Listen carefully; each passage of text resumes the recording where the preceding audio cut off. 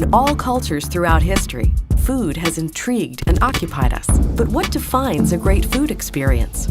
And how can we take it even further?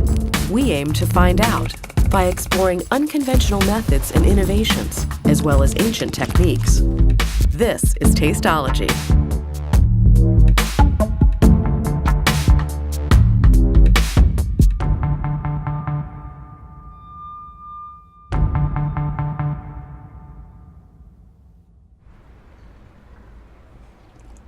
We all have this tendency to sort of think we can tell just what the food tastes like. I can ignore the weight of the cutlery in my hand. I can ignore the colour of the plate. We'll put some different music on, but it's not affecting my taste perception. We all think we can do that. A restaurant critic, chef, psychologist, or regular diner alike. And yet the result after result after result says, no, these things do matter. They do influence our experience. You cannot ignore them. What expectation do we get from just looking at a plate? And what impact do shapes, textures, and colors have on our perception of a meal? Our other four senses play a much larger role in how we experience taste than most of us think. Chef Jacques Lamerde has had an anonymous Instagram account with over 100,000 followers. Every week, Jacques posts pictures showing plate creations that look like they came straight out of a tasting menu. But in reality, all the ingredients came from the nearest gas station. Speculations about Jacques' real identity have been raging among food critics, chefs, and followers, but not a single one of them has gotten it right.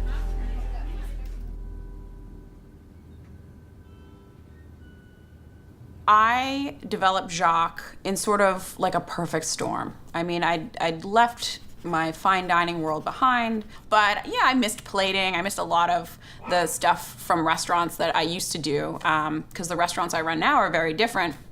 And I said to them, I feel compelled to do this, and I do not know why, but I think it's funny.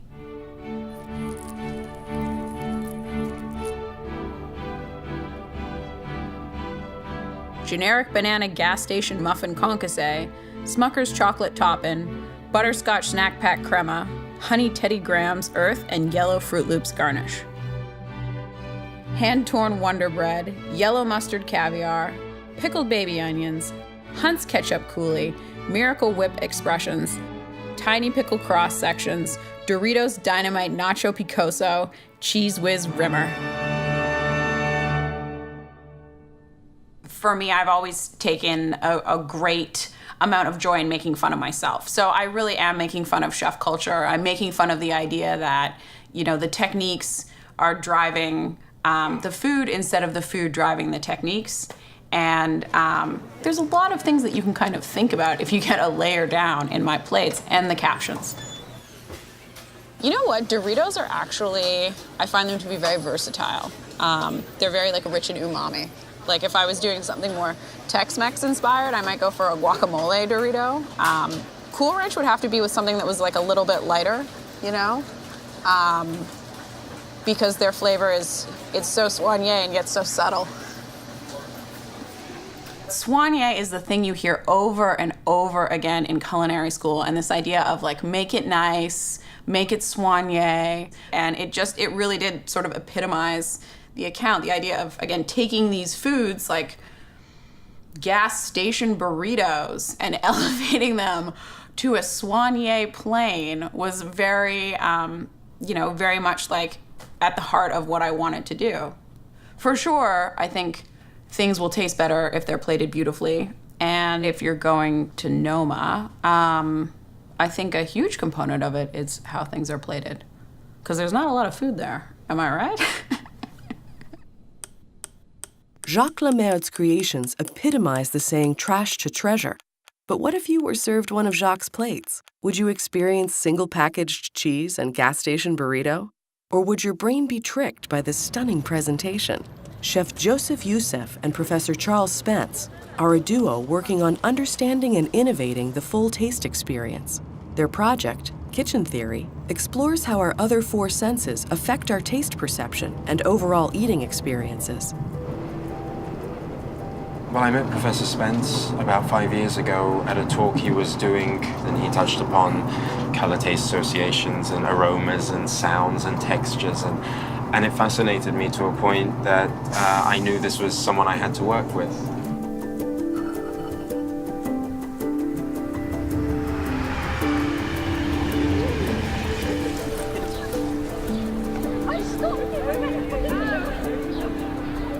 Professor. How are you? Good, thank you. Very good. I'm a gastrophysicist, which means that I'm interested in systematically studying in the associations, surprising associations between the senses. So what's great about working with chefs like Joseph is if you can talk to him and if you can convince him of some idea, something you just found out about the way things are plated or should be plated, he'll go away, it'll be on the menu next week or next month, and we'd have real diners paying real money for what is hopefully great tasting food that has the benefits of the neuroscience in it. What do I need to be looking at on a rectangular plate? What angles, when it's facing the guest, do they need to be seeing? We've been very interested in the orientation. If you've got a dish that has something with a dominant line in it, in fact, people really don't like it when the food points towards them in some way. People prefer an oblique line, and in particular, they prefer a line that kind of ascends to the right.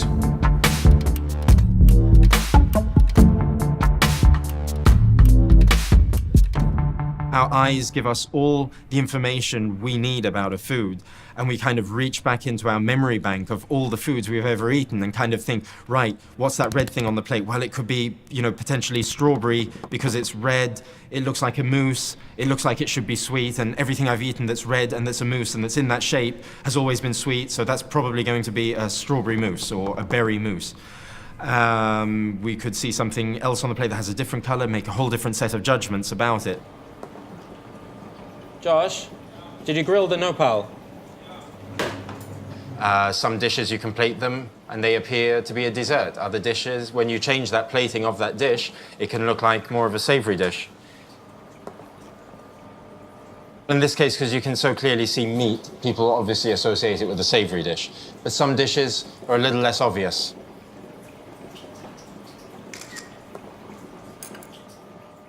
People associate colours with tastes. So in a dish that Joseph has been serving and that we have been testing in the lab and online, we find from analysing the responses of diners in the restaurant that the majority of people will associate the colour red with sweet taste, the colour green with sour, the colour white with salty, and the colour browny black with sort of bitter taste. Whenever we see the colour of food on a plate, we can't just judge the colour of the food, we always see it against the background. So we find generally that if we serve exactly the same food from a round white plate versus a black plate, people will say that the food tastes much sweeter from the round and white plate than the black one. In our hands, we get sort of 10% change in sweetness perception, simply as a result of the shape and colour of the plate. Others find 30 or 40% really dramatic differences. When the colour does not predict the taste, that's normally a bad thing. It's like, my brain's not doing its job. I should be able to predict what the world is like. It's not. I got a surprising taste. And if it's in my mouth and surprising, that could be poisonous. But if I'm in a modernist restaurant, if I know I'm at the hands of an expert artist or chef at the top of their game, then I can sort of let go and enjoy that experience of surprise and be titillated and laugh as a result.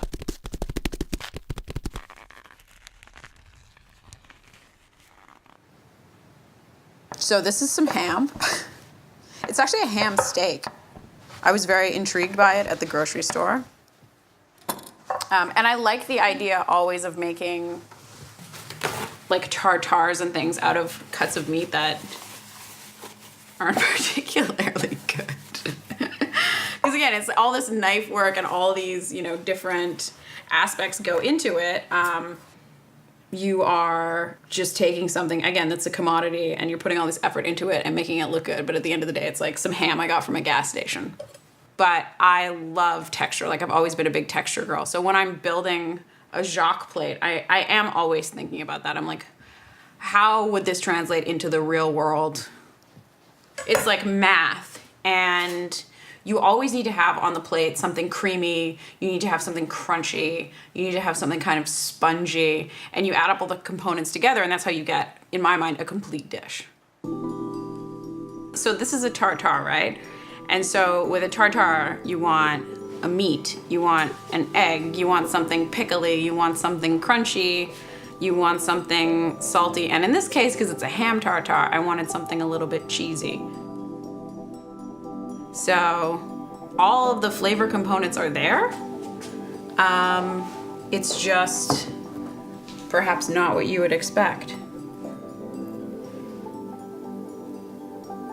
And that's kind of my vibe, I guess. But yeah, I think it's done. Ham tartare, guys. I'm gonna take a picture of this one if that's cool.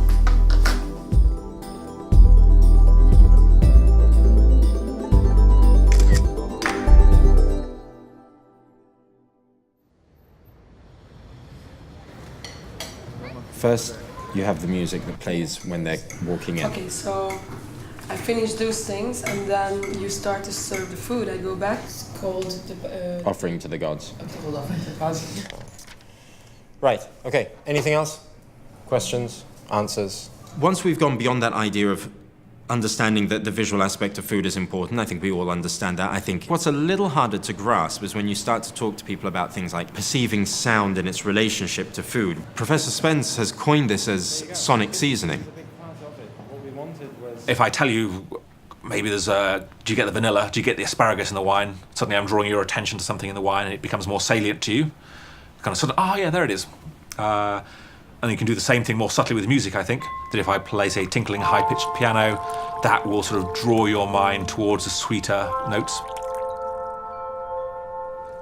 If I play a very low-pitched kind of grating sound instead, that will draw your attention to the bitterness you're experiencing.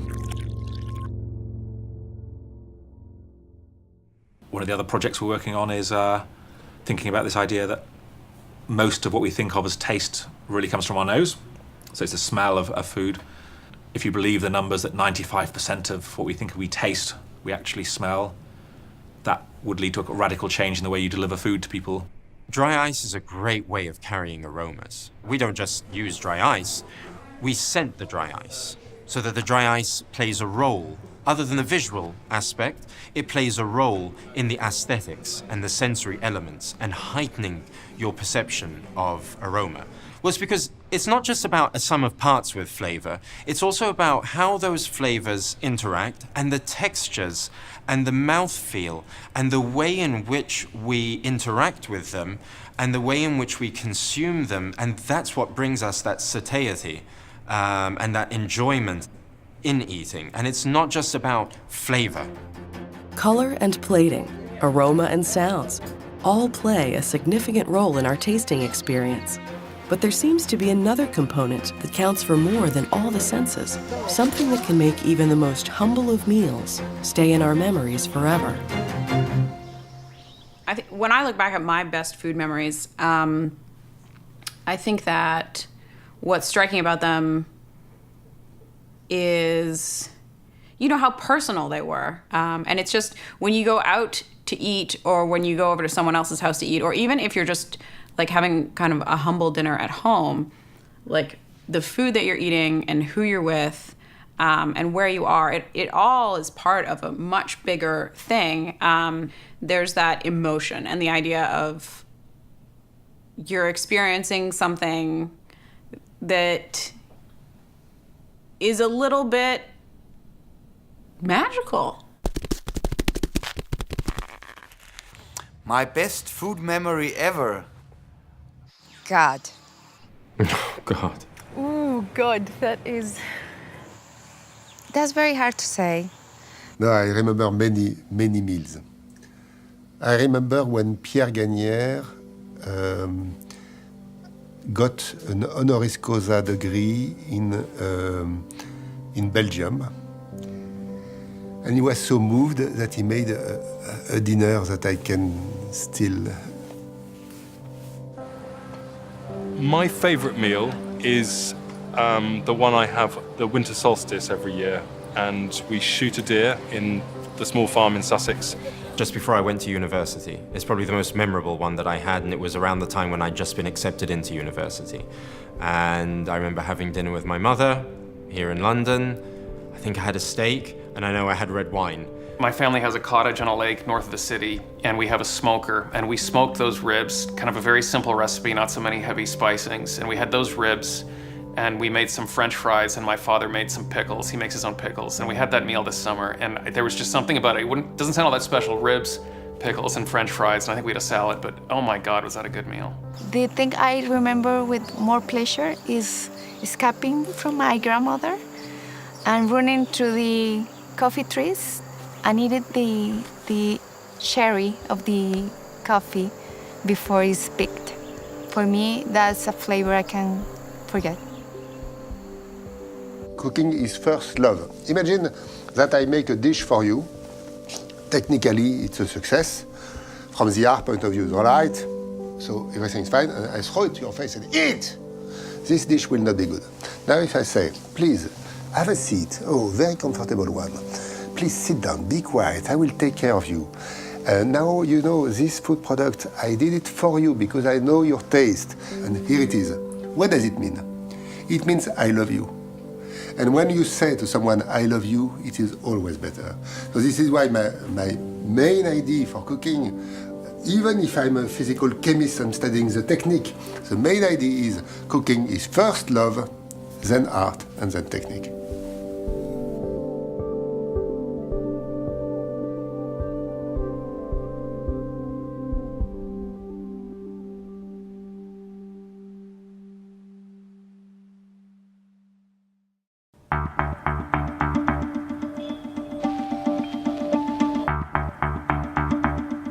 It's not just the ingredients that decide how we ultimately perceive our food.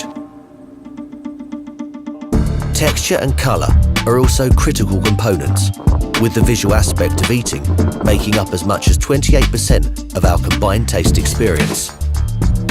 By cooking with steam, ingredients retain more of their natural colour and texture. For vegetables, they keep more of their chlorophyll, making them naturally green and crisp. For meats, you get a tender, smooth texture, and since steam prevents water loss, a juicier result. However, it's not all about perception. Steamed meat or vegetables actually retain vitamins, nutrients, and flavours far better than food that's boiled or fried.